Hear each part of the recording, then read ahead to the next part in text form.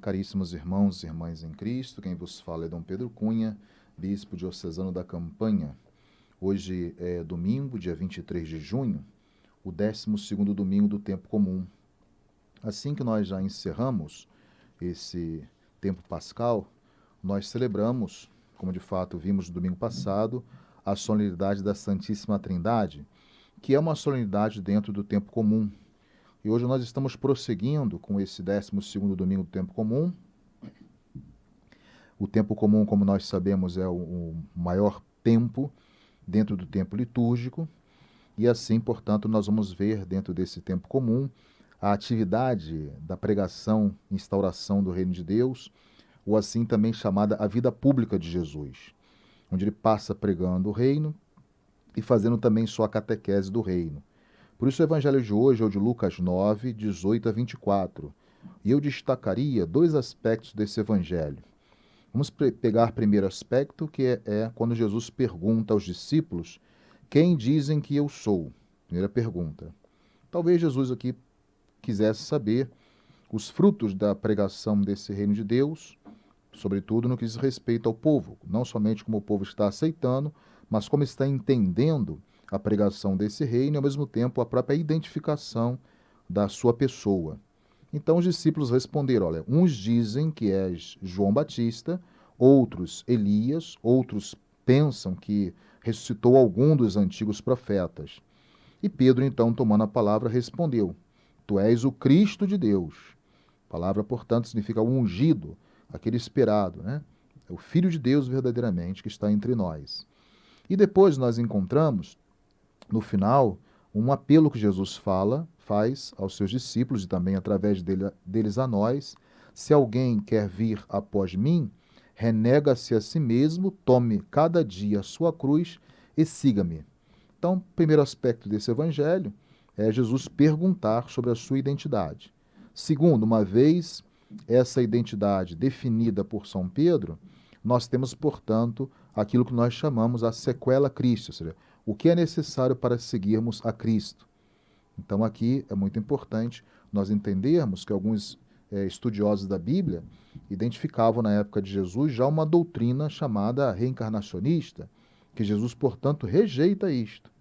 Portanto, Jesus quer dizer: olha, eu não sou João Batista, eu não sou Elias e também não sou nenhum dos profetas que ressuscitou e veio, portanto, no corpo de Jesus. Nada dessa teoria.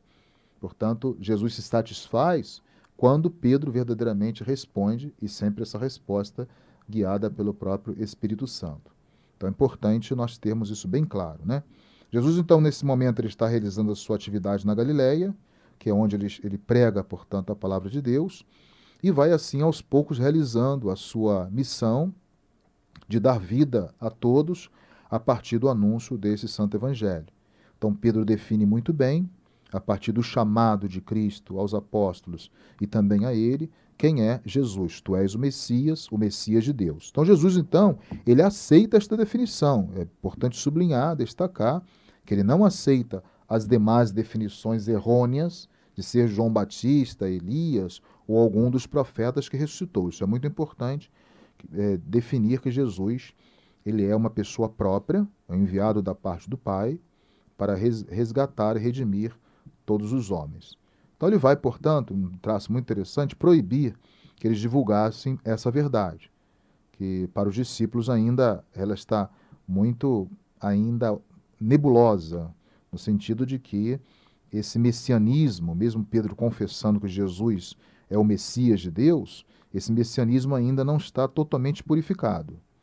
É um pouco nebuloso, no sentido de que essa definição carrega ainda uma pitada de um messianismo político e triunfalista, né, ligado, portanto, a uma questão étnica e até mesmo geográfica na época de Jesus. Ou seja, que Israel agora, tendo esse Messias, ele vai dominar todas as nações, todos os povos. Não é isso que Jesus veio fazer e nem instaurar sobre a face da terra. Então, em seguida, Jesus então esclarece a sua identidade e ao mesmo tempo a sua missão, né? Ele vai dizer o anúncio, vai fazer uma menção no versículo 22 do anúncio da paixão. Jesus deve sofrer, ele deve ser rejeitado, ele deve ser morto e só depois então que ele deve ressuscitar. Ou seja, que ele vai trazer a sua glória e partilhar essa glória com todos nós batizados e a sua igreja, que somos mergulhados nesse mistério redentor de Cristo. Então, Jesus não se identifica com o Messias triunfalista, pelo contrário, ele vai se identificar muito mais com o servo sofredor. Então, essa imagem do servo sofredor se opõe a uma imagem de um poder, né? Jesus, portanto, não quer o poder dos chefes desse mundo, ele não quer o poder religioso dos doutores da lei, os escribas, os fariseus, os mestres da lei. Jesus, portanto, não quer isso. Ele fala exatamente de uma certa perseguição, que é a sua paixão, da sua morte, portanto, e a sua ressurreição. Então, a identidade, portanto, está ligada à missão mesmo de Jesus. E, ao mesmo tempo, é o que ele vai pedir posteriormente aos seus discípulos. Não basta identificar Jesus como sendo Messias de Deus, mas é importante segui-lo. E segui-lo, portanto, inclui o sofrimento, muitas vezes, e a própria cruz. Então, os discípulos eles vão se identificar com o Mestre, ou seja, no ser de Jesus e na missão de Jesus. Eles vão ser ungidos também, enviados, como nós celebramos ultimamente em Pentecostes. Então, recebem a unção do Espírito Santo, e esse mesmo Espírito vai ser o guia e o protagonista da missão que os discípulos vão desenvolver sobre a face da terra, e também toda a igreja é chamada a propagar essa verdade. Então, para nós seguirmos a Jesus, precisamos de algumas condições, né? Jesus fala, olha, quem é digno de seguir-me é aquele que renuncia a si mesmo. Isso é importante. Muitas vezes nós queremos seguir a Jesus, acreditamos em Jesus, identificamos Jesus como tal, mas não somos capazes de abraçar a missão que ele nos concede. Então, a renúncia de si mesmo, né? Renunciar a todos os interesses, muitas vezes nós temos pessoais e materiais. Outra questão também da exigência é o tomar a sua cruz cada dia. Então, é importante esse aspecto, sem medo de ser cristão, sem medo da sua identidade, assumir, portanto, a sua identidade, a sua missão, como Jesus assumiu, sem medo. Medo da perseguição, medo da morte, medo do sofrimento, medo de ser taxado, muitas vezes nesse mundo, né? Então, ter a alegria de anunciar esse evangelho, como pede o Papa Francisco. Então, seguir a Jesus é fundamental para que possamos também fazer essa correspondência entre aquilo que nós identificamos e aquilo que nós aceitamos como propósito de nossa vida. Aqui nós temos, portanto, essa síntese, né, da identidade com Jesus e, ao mesmo tempo, o compromisso cristão. Não podemos desvincular a nossa identidade com Jesus do nosso compromisso também. Portanto, essa expressão seguir a Jesus é, ao mesmo tempo, o sinônimo de ser discípulo. Eu sou discípulo e sou discípula, ou missionário, né, de Cristo Jesus. Por isso nós estamos vivendo esse ano extraordinário, missionário, que nos propõe, portanto, o Papa Francisco. Ou seja, nós sabemos que vamos sofrer muita paixão, muita dor, muita cruz, mas ao mesmo tempo temos também essa convicção de que ele estará conosco, porque quando nós nos associamos a esse mistério redentor de Cristo, assim nós estamos também não só identificando, mas seguindo exatamente naquilo que ele nos propõe. Então, tentar nos apegar muitas vezes aos bens materiais pode nos afastar dessa verdadeira vida que Jesus nos propõe. Então, peçamos que Deus nos dê essa graça, desse discernimento, né, de identificar quem é Jesus. Esse discernimento é essencial para a nossa vida e também para o nosso ser cristão. E lembrarmos também que, não obstante os sofrimentos e as cruzes da vida, a nossa passagem pela terra ela é breve. Ou seja, nós somos aqui passageiros, né? Nossa existência é bem fugaz.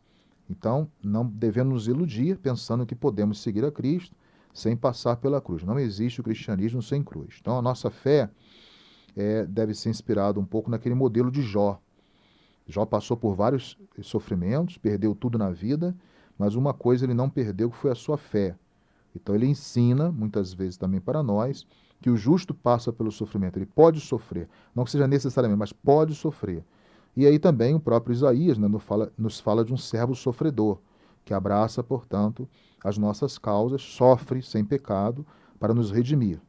Então não queiramos, portanto, seguir ao Cristo distante da cruz, um Cristo ilusório que muitas vezes nos vendem, né, nessas portas que são abertas por aí, mas não é um Cristo real, é um Cristo fictício, é um Cristo ilusório. Então, o próprio Cristo quis abraçar essa cruz por primeiro, né, e para exatamente nós pudéssemos, então, abraçar essa mesma cruz. Ou seja, nossa fé nesse sentido, ela é fundamentada na morte, na paixão, na morte, na ressurreição de Cristo Jesus. Então, que todos nós, a partir desse evangelho, possamos identificar Jesus, abraçar a missão e suportar os sofrimentos com esperança. Louvado seja nosso Senhor Jesus Cristo, para sempre seja louvado. O Senhor esteja convosco, Ele está no meio de nós. Por intercessão da Virgem Imaculada e todos os santos e santas de Deus, abençoe-vos o Deus Todo-Poderoso, Pai e Filho e Espírito Santo. Tenham todos um abençoado domingo.